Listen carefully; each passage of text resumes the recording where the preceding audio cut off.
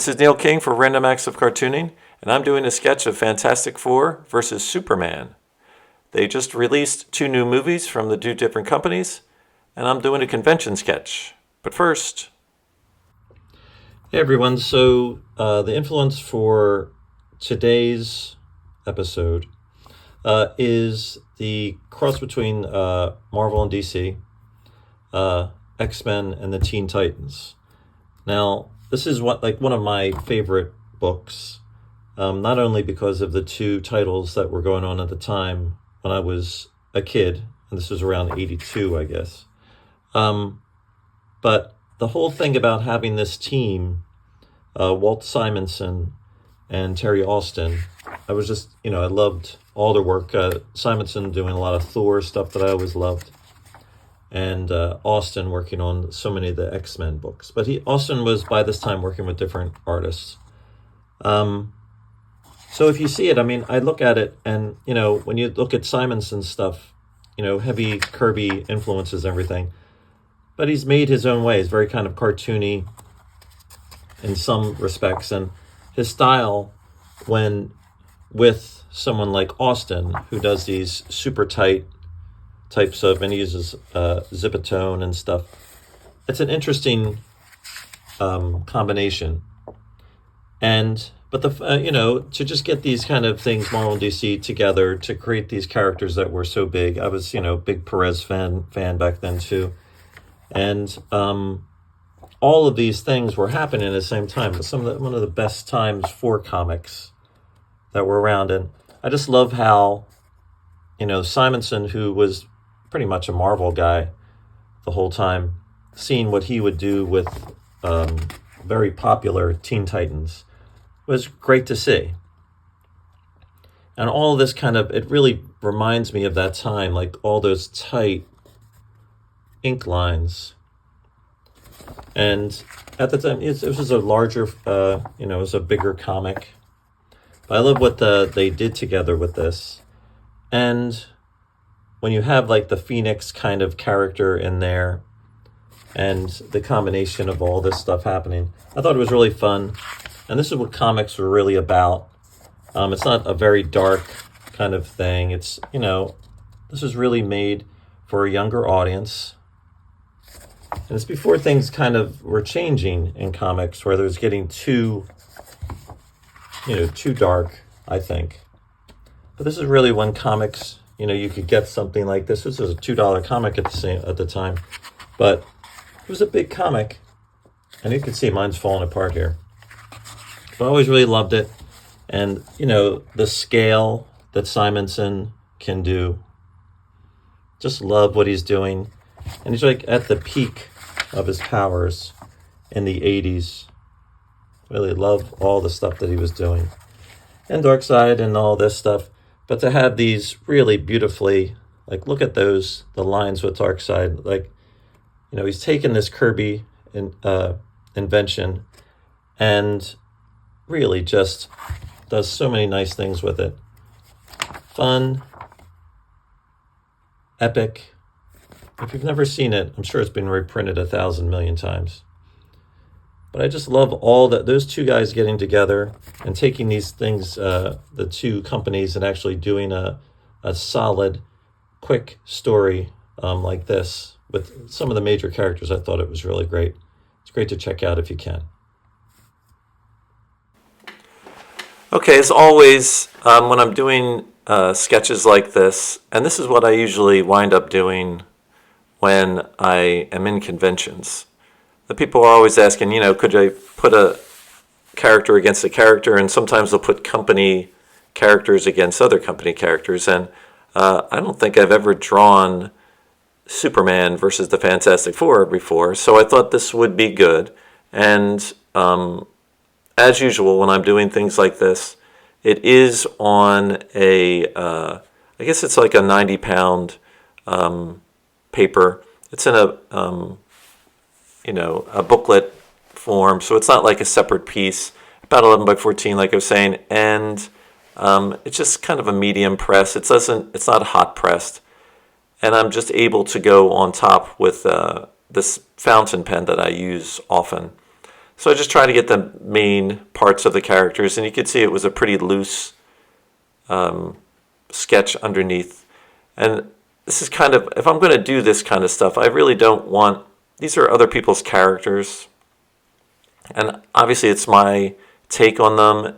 And when you're at a, some kind of convention, like I'm usually doing these kind of things, I do just like to keep it nice and loose. And I don't want to overwork any of this thing, because it's not something to me that I should be trying to overdo, because they're not my characters. And I do want to have fun with them. And I know people like this kind of work. And, so when I'm doing something like this, I don't want to spend a lot of time trying to make this into something that I would have produced for something that in a book that I usually do. So as you can see, I'm just kind of going through, working on top of these really loose pencils. If anything, they're just total breakdowns of what I want to do there. And I'm just on the fly, just trying to clean it up, try to make it work out as much as I can, and keeping really kind of how I handle the characters compared to how the professionals who are doing these books would be doing it. So stylistically, I love drawing The Thing, and I love drawing, all of these characters, but I do try to keep them within what I do. And I think that, especially with The Thing, you just want to try to make it, keep it fun, and that, you keep it within the context of what he's usually saying, so you can recognize him. Of course, he's not just a monster made of, bricks or stones and stuff. So, I'm keeping it by that. And even because of the movies, I thought it would be fun to kind of do this kind of thing. And I'm sure I'll be getting lots of requests for these kind of things for some of the conventions that I have coming up, which I have a few coming up within the next month and two. So I don't know if any viewers have actually seen the movies. I really did enjoy them. And they're really just kind of starting, they're going into a direction. I think they're good directions for both the characters. I think the way that they both have in common is I don't think they're getting too dark. Just like I was saying about the Walt Simonson X-Men versus the Teen Titans. I think this is what comics should be, and I think, and the same thing with the movies. I just think that they should be for kids who could be 10 years old and up. And it's not like they can't have drama, because they can.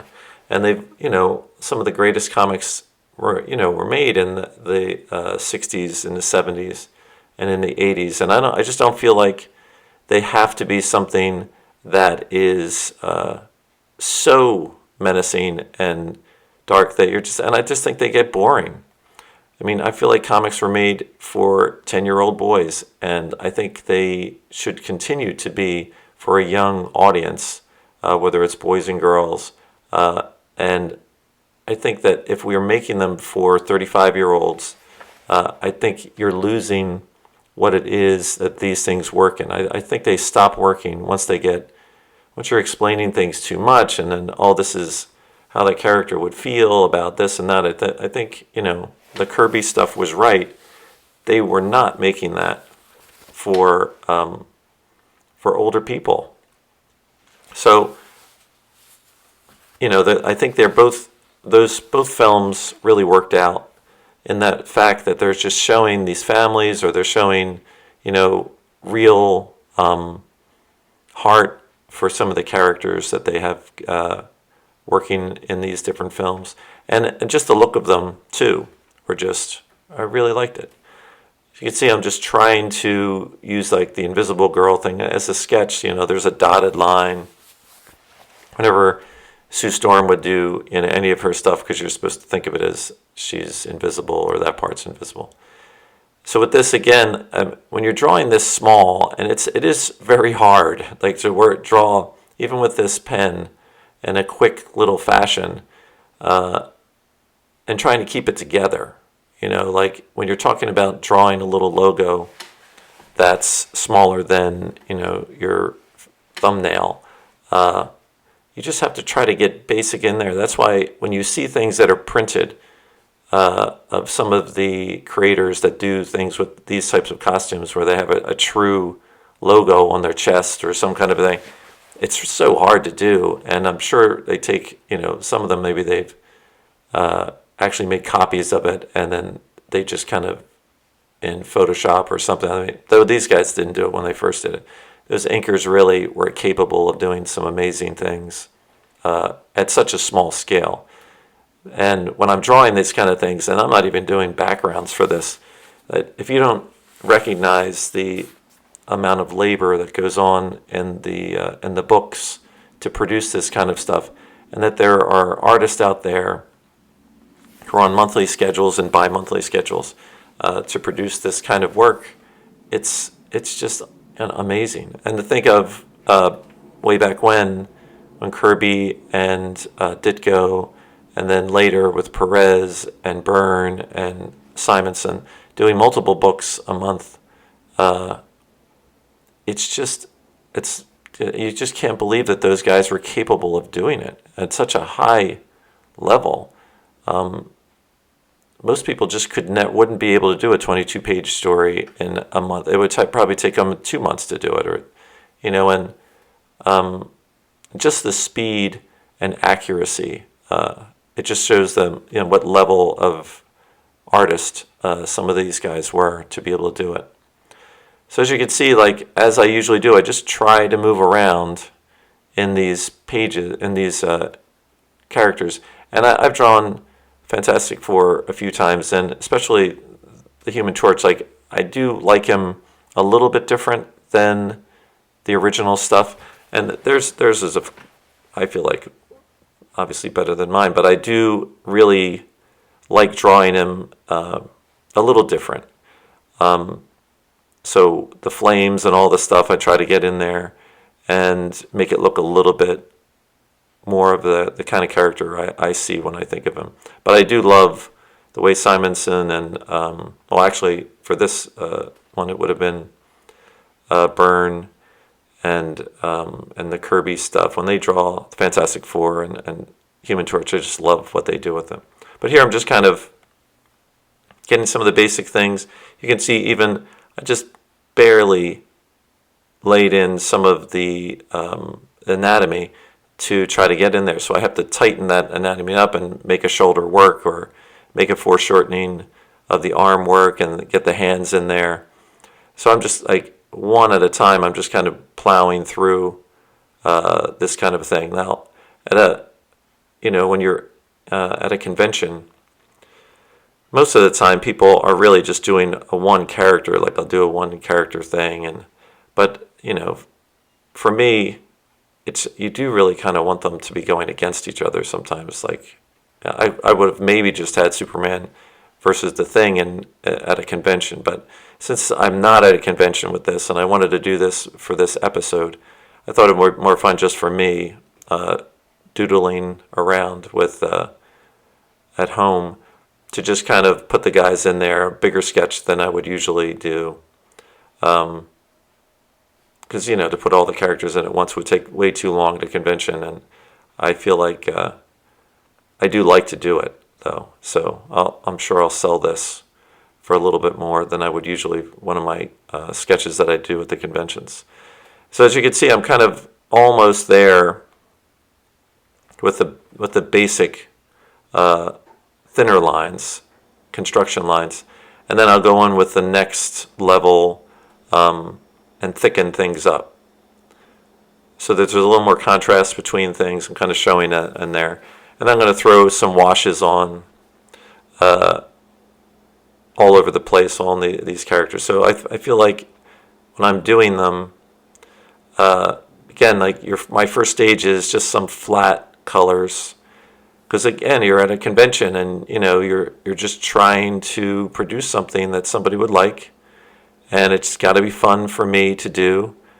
And if I'm doing too much rendering, then I think I'm not really doing what a sketch is supposed to be. I have to remind myself all the time not to overdo stuff and just allow myself to go in and have a good time with these characters. Like, I never draw Superman unless I'm at some kind of a convention.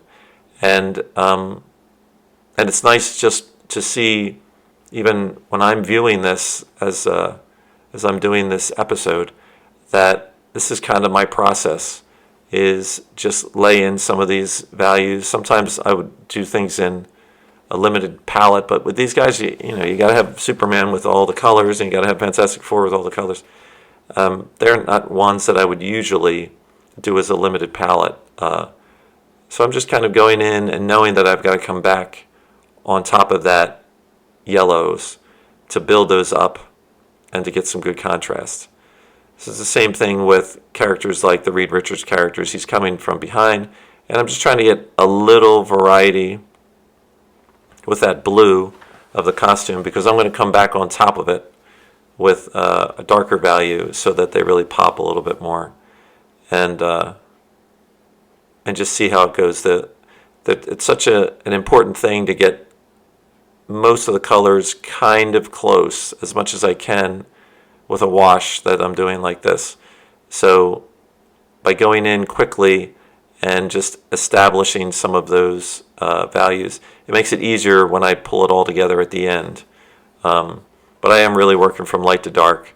And again, like when you're working on a little logo, it's so tiny. That logo's like smaller than my thumb, and I really have to focus. And I really love drawing the Thing because I try to do them differently probably every time I do them. I think this is probably closer to what usually the character looks like. I've seen images of Jim Starlin's kind of thing, and I feel like this is a little closer to his than the one that Byrne does or that Miller does. So he's got a little bit more humanistic kind of stuff, because you're dealing with those rocks, so you have to just go past the idea of like, what is this supposed to look like, this guy supposed to look like. But I love the color of him because he's basically orange in the books. But if you put in those yellows first and then build on top of the yellows with the oranges and browns, I think it really gives them a cool look that I enjoy doing with them. And again, not over-rendering, not overthinking, and just hoping that I'm getting a really nice feel at the end of all this. So I'm just like trying to give some type of a background, like not much, to pull all these guys together. That's a quick move that I usually do. I tend to do things in complementary colors, but for this, I think I was pulling in some of these violets, and just because they're all blues, like most of the characters are so blue, I thought I'd do something like this. I thought it would go well with the oranges that are in there too. But this, again, is just laying the groundwork for the finish, which I go over everything with when I'm doing this kind of characters with black or grays, and just to give them a little more roundness. And I'm just showing you parts of this, instead of watching every minute of it. I'm sure hopefully this is something that helps anybody who does this kind of work, is interested in doing things with washes, and how you don't have to be too precise when you're going over top of inks like this, because they're pretty water resistant, and I'm able to use them. I try to put a little bit of the colors into each one of them, and as you can see here, I put in some blacks, so it's very soft, but as soon as you do it, it really brings them up. And I feel like with the Thing, he's more successful because of me pulling in some of those blacks on top of the browns and oranges. And him in front, these two characters in front of the others, I would use more of this than with the others so that they are pushed back a little bit. I want, the characters are important, but in the design, I would think that the two main characters in the front are the most contrasty. And the black does that by filling in some of the parts where there's an overlap. But I think it works. I like it. After I see them, I'm like, I think it's successful to what this type of a quick, not super finished image should look like, that somebody could pick up at a convention and enjoy because they love those characters. I feel like in the movies, I thought with The Thing, I really did like, by the end of the film, I really liked how they had rendered him. And he worked. Again, they didn't overdo it. They didn't try to do too much with the face and the way that it worked. I wished to see more of his powers, so maybe in the next episodes you'll see way more of that kind of stuff. I feel like that way in most of it, where I would have wanted to see more of the Mr. Fantastic and how they all work together. They showed little snippets of it, but I feel like as the series goes on, we'll see more of the way that power is, because it's a visual medium, and I think they had some nice time to be able to establish how the characters work with each other. But I would like to see in the next films, Superman, the same thing. Though they did exactly what I wanted them to do, put him against the big monster, or put him, doing multiple types of things. I thought they were successful at that. So I'm kind of like at the end of this thing. I'm not overshowing how I did the sketch, but I hope you get enough of the image to understand what I did here, and hopefully you enjoyed seeing this kind of a thing. Each one of these, as I go through, I could just keep going back into it further and further, but I feel like when it's like this, it's so much better just to let it go and just get to this place where you have some contrast, you have some lights and darks, you try to establish a light source and try to keep it as consistent as it is. And but you're drawing some kind of crazy characters to make that happen. So I think this is all I'll show with this one. And I think I just showed the last few seconds. So thanks for tuning in, and take a look at my other videos and like and subscribe. Maybe we'll see you at some convention. And remember, I do lots of sketches. It starts to be convention season right around now. So I'm filling up my book as much as I can to go to some local conventions in the area. These are all the different types of things that I've drawn, mostly at conventions, because I don't have a lot of time to do this. But with the videos that I do, sometimes I'll throw some of them in. Some of them have been around for a little while. Others are brand new. But I do all these things, and if you're interested in any of them that you may see, contact me. But I've done lots of commission work recently outside of conventions, and people see them. So I would like to hopefully see you at a convention, or that you might be interested in any of these. Or I can do one for you specifically.